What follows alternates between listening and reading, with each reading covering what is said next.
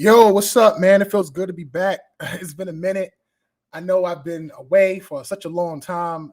A lot of things have been going on with me. Um, I really don't even know what to tell you guys, but I really feel good to be back. Appreciate anybody who comes through and support, anybody who comes through and subscribe. It's been a crazy month for Xbox, and I mean, there's so much to discuss and so much to talk about. I've had a lot of thoughts. I've had a lot of things that I wanted to say, but I just haven't had the time or the opportunity to do it. Son is back in school. Daughter's upstairs right now, so hopefully she doesn't come down and disturb us. But I'm ready to get this party started. So again, a lot of stuff to talk about. Let's get it rolling.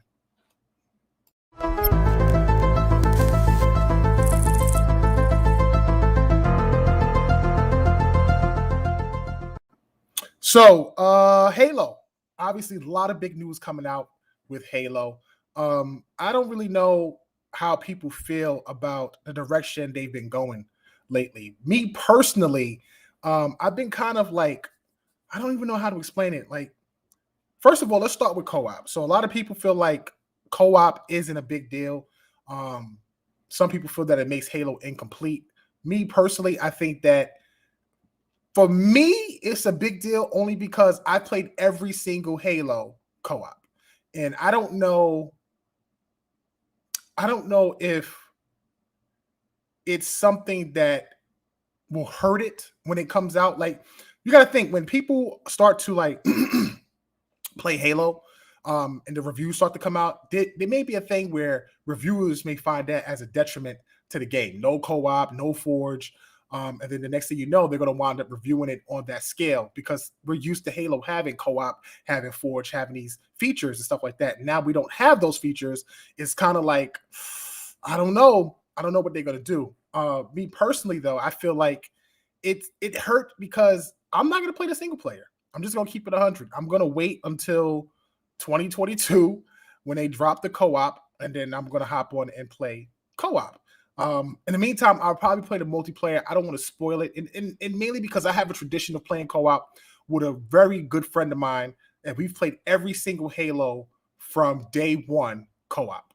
It's just a thing that we do. Maybe some people don't have friends. Maybe some people just prefer to play co-op. Some people prefer to play it the single player first and then play co-op later. But for me personally, I just prefer to play co-op. It's just more exciting.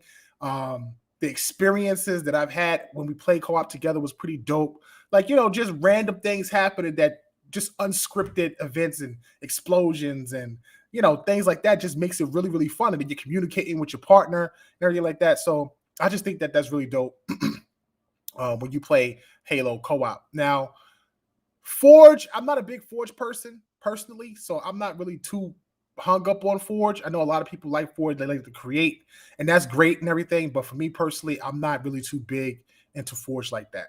So I could definitely wait for Forge, but co-op to me was a feature that I think that they should have prioritized. Now, I don't know if 343, they are the studio that's built for Halo.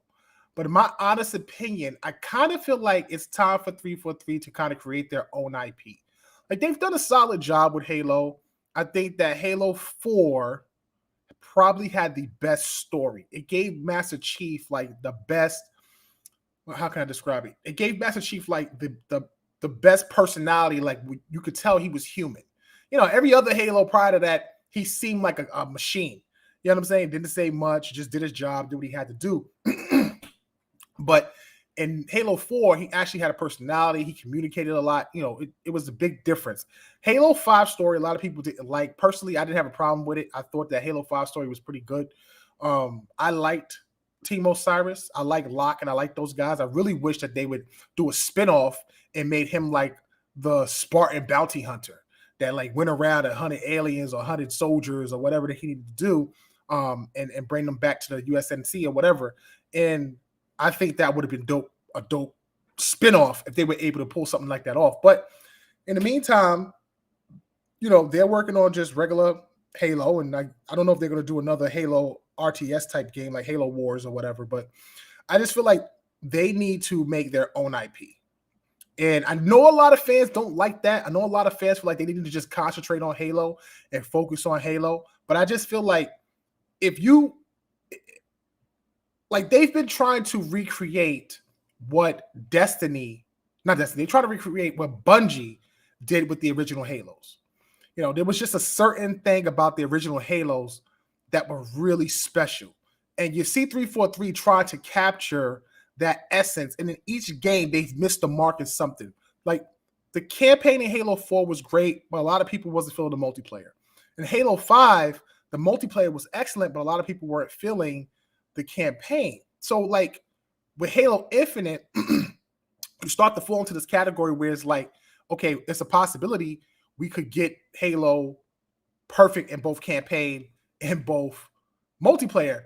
But then with the pandemic, it's kind of messed everything up. Like they're not going to release a perfect game. They're not going to release a game where everything is there day one. And that might hurt it. That might hurt the game. Will it hurt the game sales? No. Will it hurt the gameplay? No. I think the multiplayer is going to have its biggest install base ever, being that it's free and it's going to be available to everybody day one. I just think that that's going to be huge. The multiplayer is just going to be amazing. The campaign, hopefully it's great. My understanding is that they're going to have like seasons, kind of like Destiny in a way, but not like Destiny. And honestly, I kind of wish that they would do things with Halo that you weren't able to do before, because I'm like, Halo has, like, Destiny has something special about Destiny where it comes to like the weapons. So like you have these different weapons, and each weapon has a different stat or different customization. Then you got exotics and stuff like that. You got different armors and everything like that. And certain armors give you boosts to abilities and powers and stuff like that. So I think that's really dope. Halo doesn't have powers and abilities, but I really wish that they would have done something where maybe you could customize the weapons to the point that make them special. You know what I'm saying? Like maybe if you got an assault rifle, but you were able to turn the assault rifle to a burst weapon, which did more damage. And then you could put like a scope on it or infrared beam on it or a grenade launcher on it. Just something where you can customize the weapons to make them special and you're getting different parts and stuff like that, instead of just getting like different skins or, a part to a gun that like changes the color or whatever. You know what I'm saying? Like, I really want them to go in depth with it. The armor looks dope. Like the armor customizations look dope, and that's cool. But it's like you're not getting any bonus stats when it comes to it.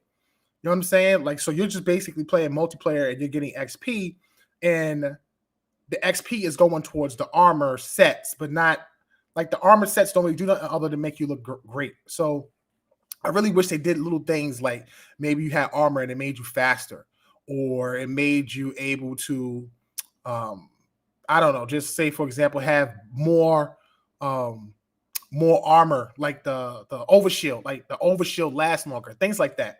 So I don't know, man. I'm hoping that when it comes out, they have these different these things that kind of make it unique. Because right now, a lot of people aren't feeling the fact that Halo basically XP is just going to Battle Pass, and you're going to have to start doing sort of these like, what's the word I'm looking for?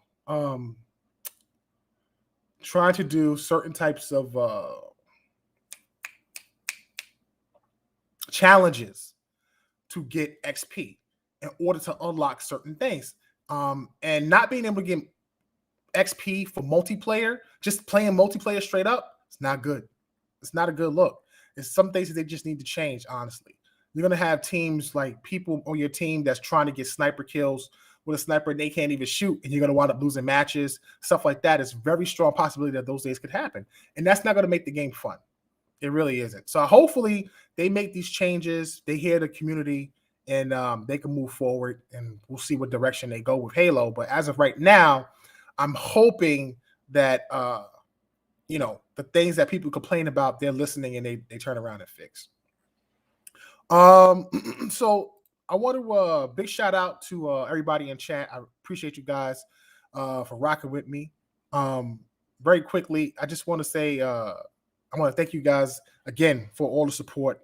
If you're checking out the video, whether it's live or whether you're checking out the recorded video, I still got a lot to do. This is my first video back. I'm still working on some stuff, trying to get everything organized right, and the whole background and everything like that. So just, deal with me for a little bit. But it feels good to be back talking about games. All right, so let's jump into Redfall, man. I know a lot of people look at Redfall and are sort of on the fence for it. I think personally that Redfall is going to be one of the biggest games next year. If you like Borderlands, my understanding, if you like Borderlands, you'll like Redfall. And if if it falls to that category where you could pick a character, you level that character up until you work together as a team, I think that's going to be really dope. I honestly think that's going to be one of the dopest games, especially with this unique take on vampires, vampire hunting as a team and stuff like that. I think that's going to be pretty cool. Hopefully the characters are very unique and different, because I kind of don't like the fact that right now it's showing that you have one villain, which is like the vampires and probably those who worship the vampires. But it'd be cool if they were able to add other monsters, goblins or ghouls or whatever they could do. I think that'd be pretty cool. 2022 is going to shape out to be one of Xbox's biggest years, without question. You got Starfield dropping next year, Redfall dropping next year. You might have Motorsport dropping next year. Who knows what else they'll show? Obviously, you got some exclusivity deals with PlayStation with Deathloop, but that's going to be up next year. So you get Deathloop next year, maybe Tokyo Wire next year. Microsoft really has a good lineup going to 2022, and 2023 and down is just going to be insane. It's definitely going to be insane. I'm going to touch on that in a second. But as of right now, with Redfall, I think that Microsoft saw the game before its release, or Phil or whoever went up there, and really was impressed with the game and said that they need to have this game on their, on their console and obviously in their library. And locked it up. And I think it was very smart, especially considering the game drops next year, which really bolsters Microsoft's first party lineup for 2022. So I think that when you look at that with all of the indie games that they showed at this past E3, some of the exclusivity stuff time exclusivity stuff that we didn't even get a chance to play yet, plus the first party content, 2022 is shaping up to be probably one of Microsoft's best years in a very long time. Way better than this year. I think this year is pretty good, but next year is going to be excellent, like really, really good. And everything going down after that is going to be absolutely bonkers. I truly believe it's going to be absolutely bonkers. This is just a different Microsoft, a different Xbox for a different generation. People still trying to run with the no games thing, but I find it funny because I've been doing nothing but playing games left and right. That's all I've been doing. And I'm really appreciative of what they've done and how they brought all this content to Xbox this generation, especially the Idea Xbox guys. I think the Idea Xbox guys have done a great job bringing over a lot of independent content that I've really enjoyed over the last couple of weeks and months, actually. It's been really dope. Redfall, though, overall, if the story is good, could be a huge franchise for Microsoft going forward. If you think about how big Borderlands is, and I'll be honest with you, my personal opinion, I think Borderlands sort of fell off in a way. That's the last one. I really wasn't into it as much as I was the first two, especially part two. Or was it part one? Part one? No, it was part two. Part two with Handsome Jack. I think that one was excellent. I thought Borderlands with Handsome Jack as the villain was phenomenal. The character was just absolutely great. He was a great villain. But if they're able to pull off Redfall in the way that they sort of do Borderlands with great dialogue, great leveling, weapon customization, if the loot system is excellent, oh my God, this game could be huge for them. And it could be a franchise that they can run with for a pretty long time, which is what Microsoft needs. They need new franchises. You know what I'm saying? They need franchises that's going to push them and propel them forward the way, let's say, like a Horizon Zero Dawn has done for Sony. I'm not a big PlayStation guy anymore, but the one thing I definitely will give them is that when it comes to new IP, they've hit the nail on the head when it came to Horizon Zero Dawn. It's a game that people look forward to, people are excited about, and they've moved on from Killzone. Killzone was a solid franchise. They tried to make it into a Halo killer. It failed. Not that it failed as a game, but failed as trying to be a Halo killer, or sort of be that sort of franchise to take on Halo or be its counter, the way Forza and Gran Turismo is. But that franchise is over. They've recently come out and said that they are shutting down Killzone and Killzone is done.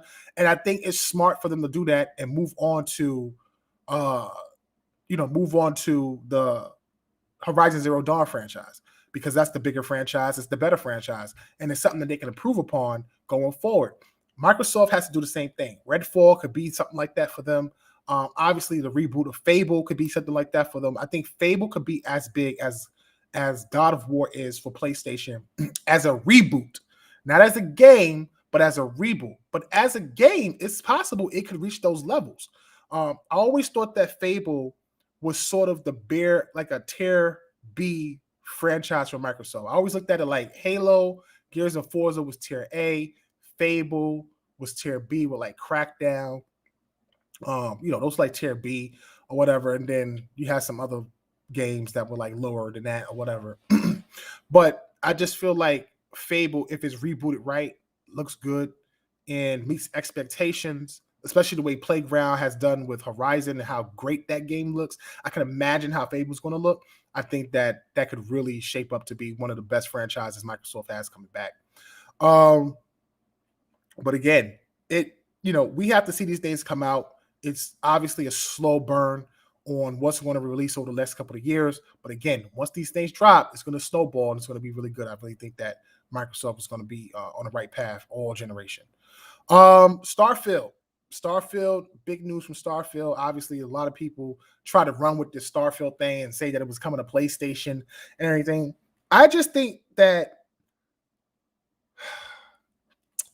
if you want to play the game, man, just cop it on PC, cop it on Xbox. Like, you got Game Pass. There's so many ways to play Xbox games nowadays. And as a dinosaur, I'm not a fan of it. Never really was a fan of that. I always prefer the exclusivity thing, but obviously you adapt, you adjust. And I think that if you have an opportunity to play Starfield on Game Pass, on PC, on your own Xbox, do so. You know what I'm saying? Begging for ports and hoping that it comes to your platform after Microsoft spent $7.5 billion on Bethesda, forget it. I don't think it's going to happen, and I don't think any games are going to be coming to PlayStation anytime soon. The MLB thing obviously was sort of a franchise fluke thing because they own the rights and the publishing to MLB, but the license belongs to MLB. You know what I'm saying? So the game is going to release where MLB wants the game to release, and they felt like they weren't getting enough money or enough of a deal with the game being exclusive to PlayStation, and requested them to put it on Xbox or other platforms, and that's what they did. And it was a hit. It was a big hit, especially on Microsoft's on Xbox. A lot of people copped it. A lot of people bought it. It was day one in Game Pass, which was huge for the game, huge for the franchise. A lot of people played the game, and as you can see, it was very successful. I don't think that Sony's going to be doing that with other franchises like Spider-Man unless it's requested by the owners of said franchise. Like if Disney's like, we need Spider-Man to be multi-platform to reach more people, they may do that. I'm not 100% sure, but it's up to the owners, you know what I'm saying, of the intellectual property, not so much Sony, unless, except for Sony's first party. So when it comes to Starfield obviously is now officially owned by Microsoft. And I just knew that once they got and locked up Bethesda, if it was a game that wasn't an MMO or sort of multiplayer title that was on every platform, I just did not see any new IP or any single player experience games going multi-platform. I just knew that Microsoft was going to lock those games up because that's what they need. They needed Starfield. They needed Elder Scrolls. And those franchises, especially Elder Scrolls, has been synonymous with Xbox for a very long time. From the original Xbox all the way up through what they did with Elder Scrolls, with Oblivion, and of course, the last Elder Scrolls, which is everywhere now, actually, on Xbox. And then, of course, once they kicked mods in, mods worked better on 360 back then. There just was so many things that Bethesda did with Microsoft that it just felt right. Like it felt like the right platform. Bethesda and Xbox felt like the right platform together. So I just don't see how people still think that you're, that Bethesda's going to be releasing games on PlayStation. You'll probably get your Fallout 76s and your Elder Scrolls Onlines, obviously, but I like Elder Scrolls 6, Starfield, uh, Redfall, whatever Machine Games is doing, the Indiana Jones games. I don't think those games, I think those games are going to be exclusive, honestly. And I think that's going to be huge for Microsoft all generation. I think Bethesda's going to be very big for Microsoft all generation. And it's going to bring a lot of people over. I think a lot of people are going to decide to probably buy the Xbox Series S. For those who already have PlayStations or those who already have Nintendo Switches and want to get on the Xbox train, they'll probably have that if they don't have a PC. Because supposedly everybody has a PC, but for some apparent reason, nobody has a PC. like when these games come out, everybody's got a PC, right? But then you want to get the game, nobody has a PC. They want the games on their platform. So I just find it funny and ironic that these are the situations that occur and happen when big titles come out. Fans are so funny and fraudulent because it's like they want to act like they don't care. You know what I'm saying? Like you want to act like you don't care, like whatever. I don't care about that game. The game wasn't good. The studio was trash. They was never great or whatever. But then as soon as you see the game or it's a franchise that you really liked, you kind of get upset deep down inside. You hurt, you butt hurt. You know what I'm saying? You hurt real bad. So it's like you got no choice but to try to crap on the game to make yourself feel better instead of just, being a grown up, man, and just being an adult and be like, yo, I'm copping this system or I'm getting Game Pass or whatever. You know what I'm saying? To experience the game. Like, I don't understand why fans do this or gamers do this, but it is what it is, man. I guess the console wars just makes people nuts. That's the only thing I can think of, honestly. And for me, I can't live like that. I love video games. I love the hobby. I grew up on it. It's my era. And if it's something I want to play, I'm going to play it. No matter how I got to play it, whether it's on PlayStation, whether it's through PC, I'm going to find a way to play the game if I can, and I'll just do that. But, Pete Hans came out and said that, listen, he didn't say anything like that. And, these fanboys and these guys run with these things and twist words all the time. And it's disappointing because some of the people that do these things, I knew them and they used to be really good people. And they've just, dug themselves so deep into the console war that they don't even care about the integrity of the news that they're trying to report. And I kind of find that disturbing and I kind of find that disappointing. Just as a podcaster and somebody who is really into gaming and into the industry, I just find it disappointing. You know what I'm saying? That you would go out and say these things and make people believe these things, but then it's not the truth, only to, have this agenda or grow subs or whatever it is that you're trying to do. So it kind of sucks. But again, I think Microsoft has done a great job giving people access to play their games. If Sony bought Bethesda, you'd have to buy a PlayStation to get it, to play it. That's just keeping it real. That's just 100% the truth. Microsoft, I just don't see any other platform. Even Amazon or Stadia are locking up their exclusive to their particular platform. And Microsoft is the only platform that's actually allowing their games to be played across multiple devices. And again, dinosaurs like me and some of the other guys out there in the community may not have liked that. But at the end of the day, what does it matter if somebody else is playing it? What matters is if you're playing it and you're enjoying it on your platform. And again, this is the future. If it's going to make them expand and get more revenue to make better games and bring in more video games in their catalog and create new IP, I'm all for it 100%. As long as it's not damaging the entity, Xbox as a whole, as a brand, I'm all for it. You know what I'm saying? So hopefully people will enjoy Starfield. It lives up to its expectations. It's supposed to be a big game. And again, 2022, man, is looking really nice when you look at what they have to offer next year. All right. So I'm going to finish up, man. Look, new gen, new Xbox. We got to stop holding on to what Xbox did on the Xbox One. I think a lot of people hold on to what happened on Xbox One and think that that's how the entire generation for this new generation is going to happen. It hasn't even been a year yet. We haven't I don't even think people understand that we haven't even been into a full year of the Xbox Series generation. And so far, we've gotten Flight Sim, we've gotten, about to get Forza. We're going to have basically 2 Halo games, which is the multiplayer and the campaign. You've had some really awesome indies. A lot of people felt like the Ascent got poor reviews, but the Ascent was a really good game. I don't know why people crapped on the Ascent when it came to reviews. I just thought the Ascent was, first of all, a beautiful game, beautiful particle effects. I know it was a bit buggy here and there, but be honest with you, I didn't have many issues with bugs. I initially thought I had a problem with one of the side quests, but what I realized was as I traveled through the campaign, those side quests opened up. It was like I couldn't get to the side quest unless I hit a particular part of the campaign or a certain level in the campaign.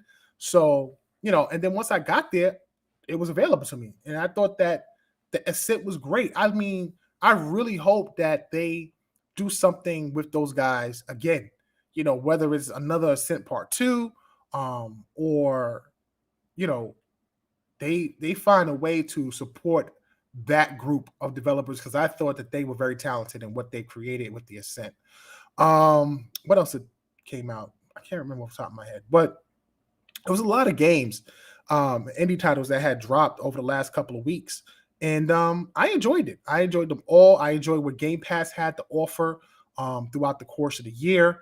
And now, obviously, we're getting into the fall, and we're starting to see a lot of the big titles come out, starting with, Forza in the next couple of weeks, and then, of course, Halo and stuff like that. As we go into 2022, I'm looking at what Microsoft could offer in 2022, and know for a fact that by 2023, it's a wrap. Now, I'm not saying that PlayStation might not have nothing. I'm not saying Nintendo might not have nothing. Don't get it twisted. I'm not saying those things. What I'm saying is that Phil and his team has done an excellent job for Microsoft this generation. And if you're not seeing the direction that Xbox is going, you are blind as a bat and missing out what they have coming up. Like in 2022 alone, you're going to wind up probably having, you got Redfall over the summer. You got Deathloop, which is supposed to hit, I think, September of 2022 after the year exclusivity is up. Maybe Tokyo Wire, again, like I said earlier. You're going to wind up having Starfield, which will probably be one of the biggest exclusives next year. And then there's a ton of indies that they showed over at E3 that didn't release this year, that's scheduled for next year, which is pretty dope. Then you have a couple of JRPGs that's hitting the platform as well. And even those games are multi-platform, it's impressive because Xbox don't get a lot of JRPGs.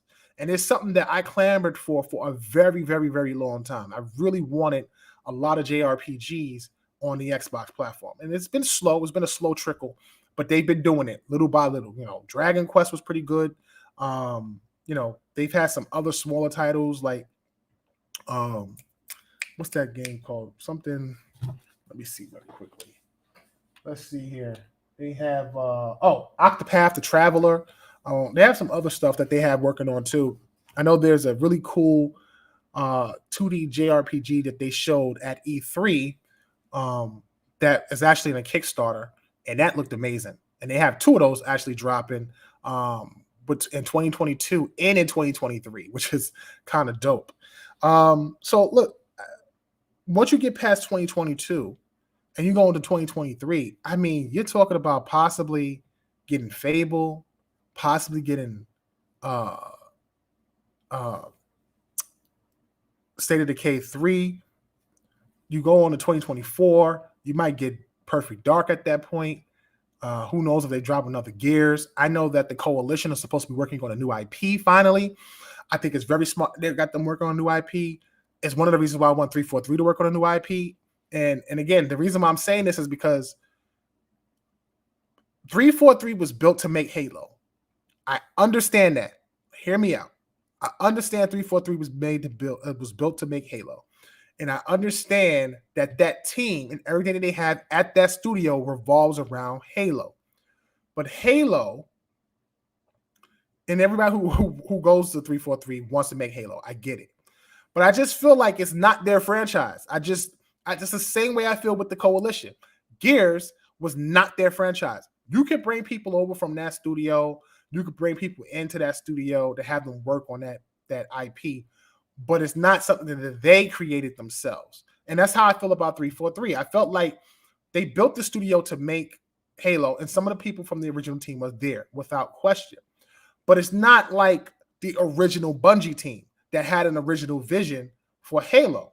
So you have some people that's there that still have that vision, but over the years, you can see the difference between what Bungie was going and where 343 is going. And I just feel like if 343 had an opportunity to create an original franchise of their own, that could help them continue to keep Halo relevant and keep Halo fresh.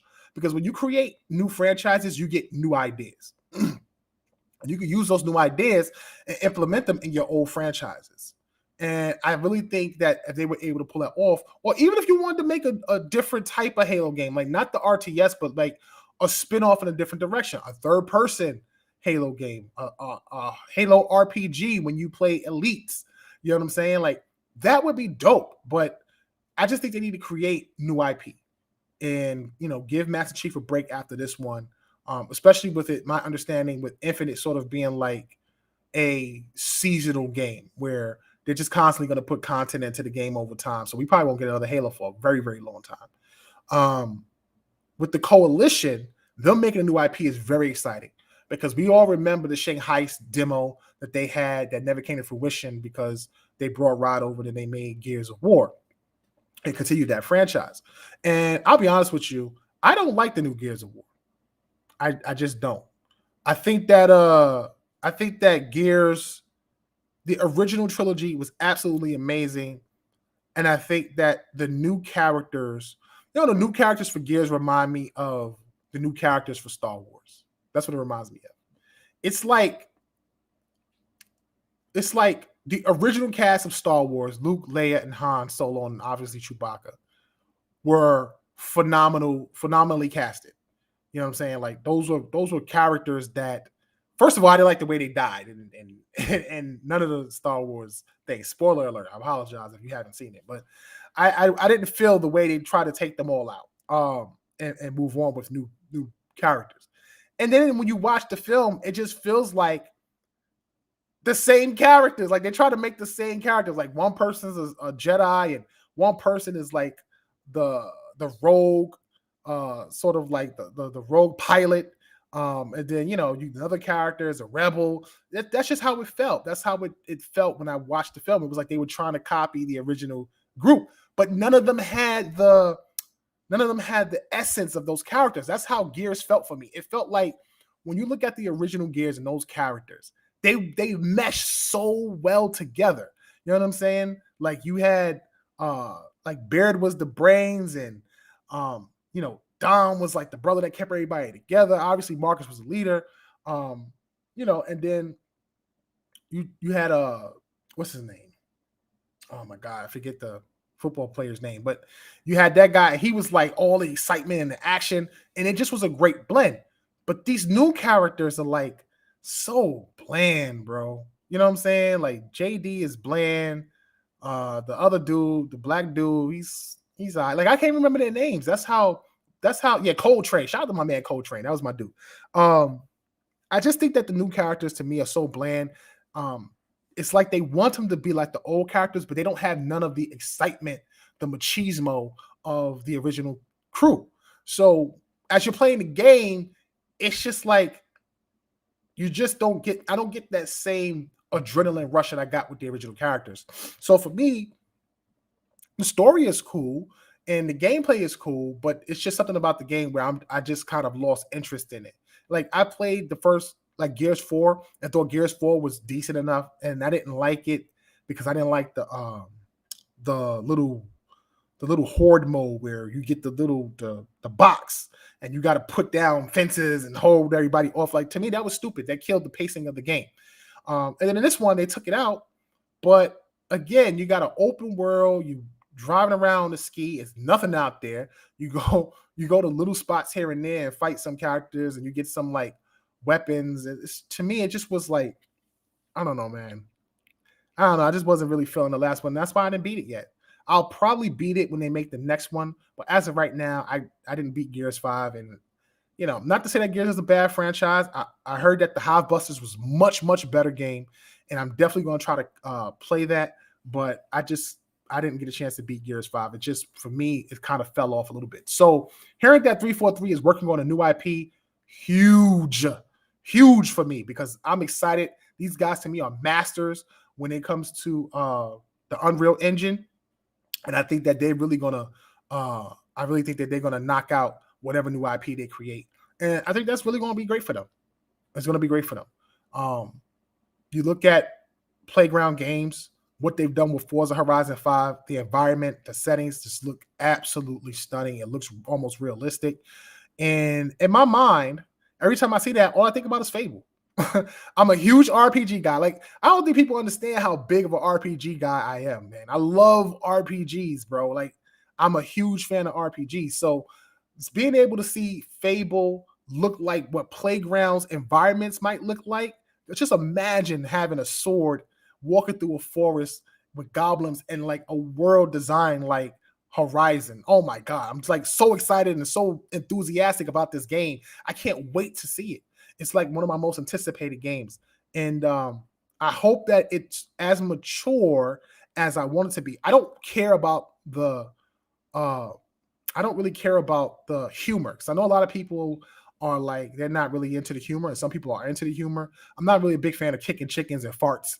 But if it's funny, if the dialogue is funny, that works for me, because I love the way they did dialogue in Witcher. Like, Witcher has its moments where it's funny, and they have its moments where it's serious. And I don't mind that. I really want Fable to fall into that category where it hits both, where it's funny and it is serious at the same time. So I think Playground is on the right path with it. And I think that they're going to be really, really good at making this game. And I think Fable's going to be special when we get an opportunity to see it. But, when I look at what Microsoft was doing, I know a lot of people were getting on them when Phil said that he's not trying to copy what Sony is doing. I look at Sony, and they do a great job of creating third-person story-driven content. Let's just keep it 100. They're really good at doing that. You don't see them doing a lot of multiplayer games. I know that's something that they plan to focus on this generation, but you don't see them doing a lot of that. Obviously, Naughty Dog is about to do that with their Factions game. It's something they're working on right now. But normally they don't do that. Microsoft is really good at multiplayer games, co-op games, and we didn't get a plethora of single-player games, which is something they're doing this generation. But I prefer the direction they're going. I love Western RPGs, and this is like the Western RPG house now. Avowed is going to be coming out eventually at some point, which is another title I'm really looking forward to. You got In Exile, I heard, is working on some type of steampunk game. Are you kidding me? A steampunk RPG? Oh my God. Like, son. Like, you have no idea, bro. Like, a steampunk RPG would be so dope. If they pull this off right, I don't know if it's going to be a first-person game or a third-person game, but if they pull this game off, a steampunk RPG would be absolutely incredible. I would be so hyped for that. And it gives me just a different genre of game. You got Avowed that's sort of taking it back to Elder Scrolls in a way with, swords and magic and stuff like that. Then you turn around and Exile drops a steampunk game, which would be crazy because you're like on the verge of like hitting technology, but still in a setting where things are really old and Victorian like. That would be so fire, bro. Then you got Fable, which is all mystical and fantasy. Like, you're hitting every sort of like genre when it comes to RPGs. And just my excitement is just overboard, bro. I just think Microsoft is in the right direction. I'm so excited for what they have to show. I don't even know what Compulsion have up their sleeves. You have obviously Double Fine just dropped Psychonauts 2, which has been a huge success. And a lot of people don't even recognize that Double Fine. And here's the thing. I think that people hate on Double Fine because it's a first-party studio. And because Psychonauts, after getting crapped on by fanboys, did so well, it's scary to the people who don't like Xbox because they have a studio that produces great quality content. So that means that whatever their next game is going to be is probably going to be a very highly rated game exclusively on Xbox. I'm just like, man, Microsoft did such a great job curating and picking the right studios um, at the right time. And now these guys have financial backing and freedom to create and do some amazing stuff. And it's just great. This generation is going to be so huge for Microsoft. Phil and Matt Booty and the rest of those guys did such a great job. Sarah Bond has done a good job with Game Pass. Game Pass is such a huge platform that you just have to respect it. You gotta respect it, even if you don't appreciate the games that's in the platform. The fact that it offers you games at a discounted price, or a reasonable price. Let me say that, at a reasonable price, and the games that's going to be coming out are going to be pretty high quality, and they're doing their best to curate some really great indies and some solid third-party support. You gotta respect it. You gotta respect it. And the only reason why you don't respect it is because you don't have it. You don't have it. Like, that's the only reason why most people will hate it. They don't have it, or they have it, but they don't have exactly what Microsoft is doing with it. So it's like, what can you do but hate on it? You know what I'm saying? It's like I don't even know how to explain it. It's like you see somebody with a dope ass car, and you're like, that color's ugly. You know what I'm saying? Like, yo, that car would look better if it was red, or those rims are trash. You know what I'm saying? But if you had that car, you wouldn't say none of that. You'd be driving around in that nice ass car, like, you know, feeling like $1 million. And that's just how it is, man. People are just like that, bro. That's just how it is. So it's funny. But anyway, you know, I think that's why Microsoft is on the right path. A lot of people are underestimating what direction Xbox is going to go this generation. And I think Microsoft's going to have a huge generation. It's going to be pretty dope. So very excited to see what Microsoft does and what direction they go in. And not the direction we're going, but see the games come out and how everything should be a snowball effect after 2022. 2022 is obviously going to be a big year. I can't wait to see. I think we might have one of those Xbox events. What's it called? The X show, whatever it's called. I think we may have one of those later this year. If we don't, hopefully we get one early next year before E3, and they will show some stuff. Normally they don't show it at those events, the X11s or X whatever you want to call it. But I really hope we get to see Fable and some new IPs before E3, honestly. XO, thank you, Post. The XO event. I would really hope that we get a chance to see some new stuff before the XO event, or before E3, shall I say. So that way, if they go into E3, I'd rather them go in depth on games instead of giving us like little snippets and clips of certain stuff. Like, I would like to see an XO event where they introduce Fable, and then at E3, they go in depth, you know, like a 5-minute in-depth video on Fable, not just a little clip of, you know, a little tease or something like that. You know, even for like Forza Motorsport, you know, the reboot, I hope that they give us a little something early, and then when they get to E3, they give us more stuff in depth on the game. So we'll see how it all turns out, man. But again, that's the reason why I think Microsoft isn't the same Microsoft or the same Xbox that it was last generation. It's a new generation, new games. You got a ton of new studios working on a ton of new IP with a lot of exclusivity, whether it's time, whether it's platform exclusivity. Microsoft has really finally put their money where their mouth is. And it seems everything is on the right path. So I'm very excited for everything that's going to be happening soon. Anyway, with that said, man, that's going to be it for the show. I want to thank everybody for coming through. I'm truly appreciative of those who stopped in to hang out with me on my first episode back. Again, working on a lot of stuff, man. I'm moving soon, so that's why everything looks kind of bland. Hopefully I'll be able to fix up my backgrounds and all that stuff over the next couple of weeks. Go ahead and hit that like button, hit the subscribe button, and if you want to rock with me, I appreciate it. Obviously, always. And yeah, I'll be having new shows every Tuesday. at 12 p.m. Eastern. I'm going to be doing my best to try to get as many guests on as possible, both community guests as well as executives and some devs, one-on-one conversations with those people, anything like that. And again, I'll be talking about Xbox mostly. I'll talk about third party. I'll talk about PlayStation, Nintendo, if it's warranted. And yeah, I'll talk about anime. That's something else that I plan to do because I'm a huge anime head.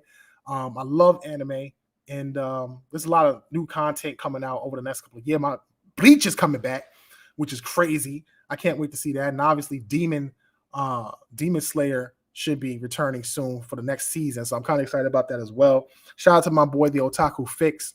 You should check him out if you get an opportunity. He does a lot of anime content and covers a lot of mangas. So that would be dope if you gave him a shout out and check out his videos. But I'll be trying to cover as much content as possible. And I think it's going to be fun, man. I'm so excited for this generation. I'm so excited to be back. My enthusiasm is through the roof, and yours should be too if you're an Xbox gamer, without question. So listen, man, that's going to be it for today's show. Once again, I appreciate everybody for rocking with me, and I will see you guys next week on Twitter. I'm going to holler at you guys. I'm your boy, OX3 Kal-El, and I'm off this Xbox planet. Peace.